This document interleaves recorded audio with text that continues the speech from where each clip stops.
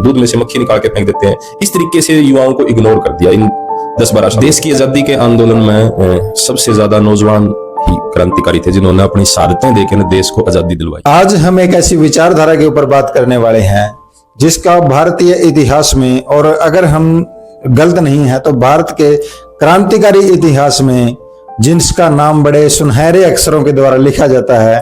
हमारे साथ में मौजूद हैं DYFI के जिला सेक्रेटरी मुकेश जी, और इनसे हम बात करने वाले हैं राजगुरु सुखदेव भगत सिंह के साथ में उन तमाम क्रांतिकारियों की जिन्होंने भारत के इतिहास में वो लड़ाई लड़ी जिसके बदौलत भारत को आजादी मिली, और क्या वो आजादी, जिस आजादी के लिए राजगुरु सुखदेव भगत सिंह ने बलिदान दिया, क्या वो आजादी हमें मिल पाई, इन तमाम बातों के ऊपर आज हम बात करने वाले हैं। सर नमस्कार, स्वागत है आज हमारे चैनल पर आपका।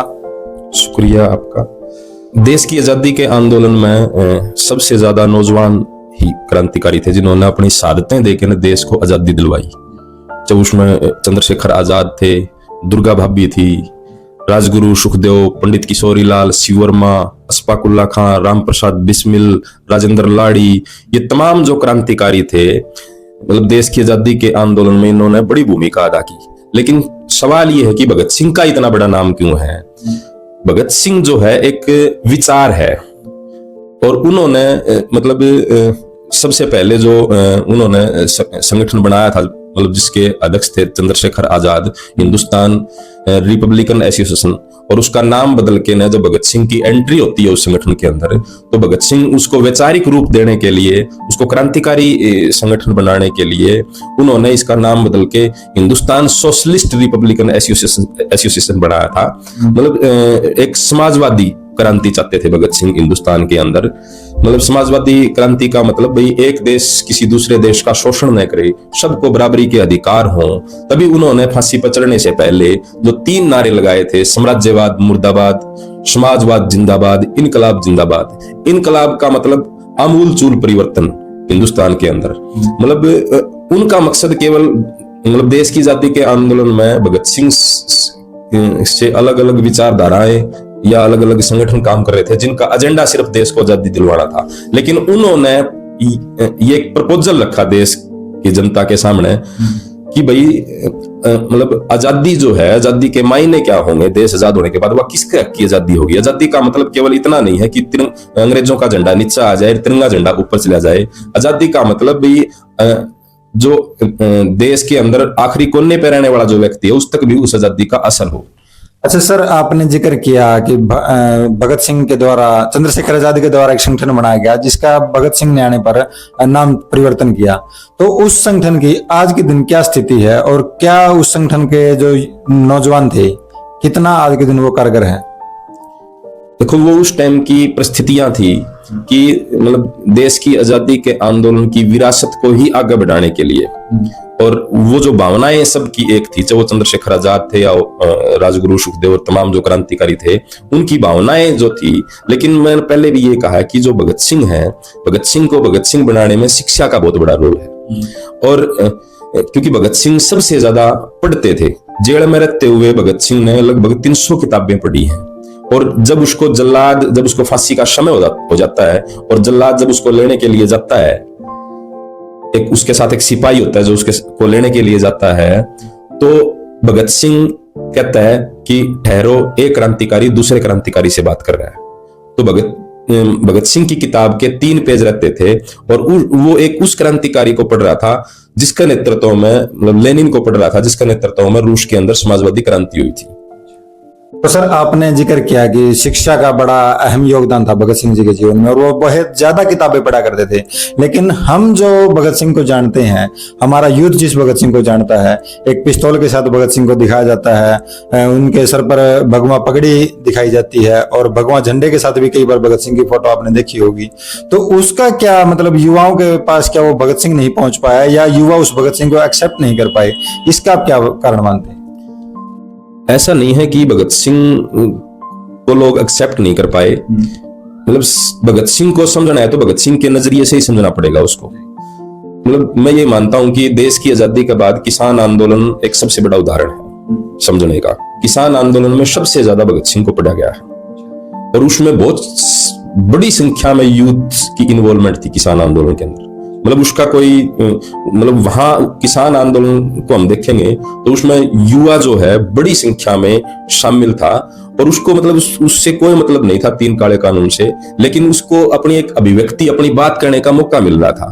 तो आज मतलब युवाओं को मतलब इस तरीके से जो है ना दूध में से मक्खी निकाल के फेंक देते हैं, इस तरीके से युवाओं को इग्नोर कर दिया इन 10-12 सालों के अंदर। उनके मुद्दों के ऊपर कोई बातचीत नहीं हो रही, चाहे वो बेरोजगारी है, चाहे वो शिक्षा है, चाहे वो स्वास्थ्य है, इस प्रकार की एक जो चुनौती सामने। लेकिन सर क्वेश्चन अभी भी वही है कि भगत सिंह को यूथ जो जिस भगत सिंह को जानता है वो एक पिस्तौल के साथ भगत सिंह को जानता है।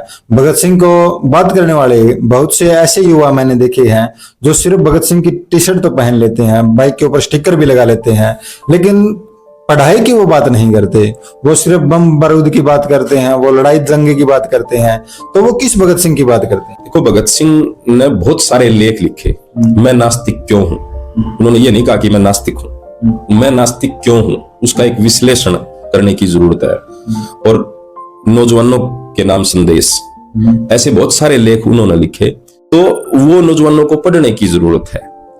और आज जिस प्रकार की स्थिति है, अभी किसी के भी विचारों को मारना है तो उसको भगवान बना दो। भगत सिंह के विचारों को भी जो है उसको तोड़ने मरोड़ के पेश किया जा रहा है। मैं इसी क्वेश्चन पे आने वाला था कि आपने जिक्र किया कि भगत सिंह का एक लेख है, हालांकि मैंने भी पढ़ा, वो अच्छा लेख है और हर युवा को पढ़ना चाहिए, भारत के हर युवा को, कि मैं नास्तिक क्यों हूं।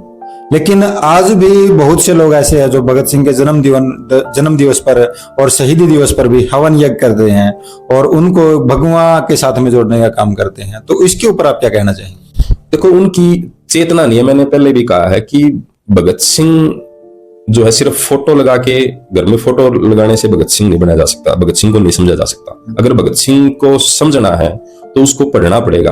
भगत सिंह का जो घोषणा पत्र था, जो उन्होंने जब नौजवान भारत सभा बनाई 1925 में, उस घोषणा पत्र को सभी नौजवानों को पढ़ना चाहिए और पढ़ते हैं भगत सिंह को। बड़ी संख्या में यूथ ने भगत सिंह को पढ़ना शुरू किया है। अच्छा सर, एक बात और मैं पूछना चाहूंगा कि भगत सिंह को भगवान से जोड़ करके देखा जाता है। जो आरएसएस के लोग हैं या जो आर्य समाजी है, वो भगत सिंह के जन्म दिवस पर भी और शहादत दिवस पर भी हवन यज्ञ करते हैं या फिर पूजा अर्चना करते हैं। उनको बारे में आप क्या विचार रखना चाहेंगे?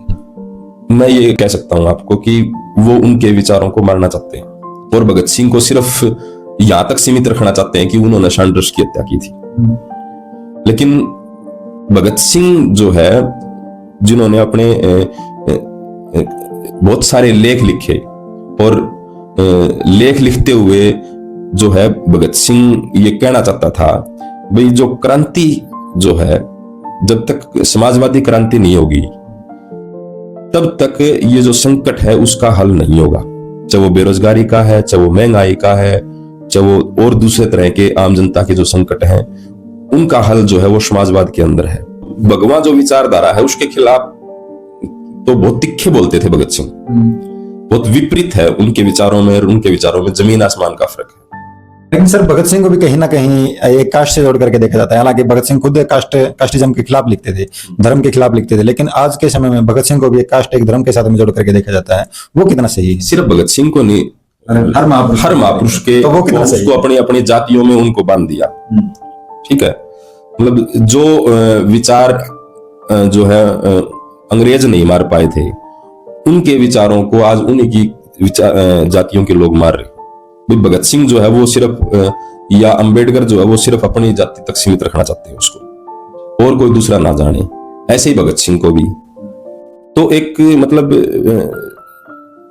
भगत सिंह जो है वो पूरे देश के लिए उसने कुर्बानी दी है। कोई एक कास्ट के लिए, कोई एक धर्म के लिए, एक कम्युनिटी के लिए काम नहीं किया उन्होंने।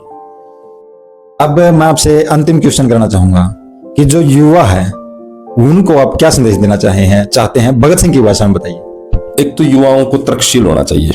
किसी भी बात को आंख मूंद के मान लेना एक तरह की गुलामी है, ये भगत सिंह कहते हैं। और भगत सिंह जो है वो और भी कहते हैं भी जिंदगी जो है ना अपने कंधों पे जी जाती है, दूसरों के कंधों पर तो जनाजे उठते हैं, ये भगत सिंह कहते हैं। तो इसका मतलब यह है कि मतलब एक ऐसा बीड़ा उठाएं जिसमें भगत सिंह के सपनों का भारत बनाया जा सके, शहीदों के सपनों का भारत बनाया जा सके। सिर्फ भगत सिंह की फोटो लगाने से ही या भगत सिंह कि टी शर्ट पहनने से ही मतलब इस समाज की, देश की, मेहनतकश लोगों की मुक्ति नहीं हो सकती।